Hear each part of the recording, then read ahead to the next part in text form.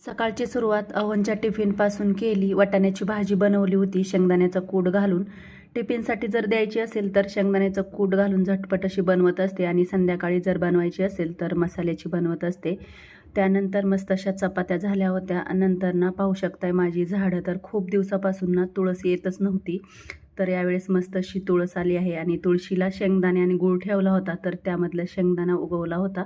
तर मस्त असं भुईमुगाचं झाड आलेलं आहे ते पण मी तसंच ठेवलं होतं. आणि इकडे आहे कढीपत्ता जो की मला आईने दिला होता गावावरून आणि मातीसुद्धा मी गावाकडूनच आणली होती.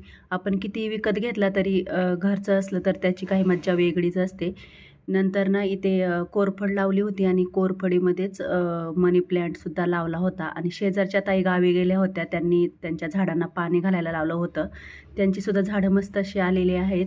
तर मी सुद्धा गावी गेल्यानंतर त्या माझ्या झाडांना पाणी घालतात.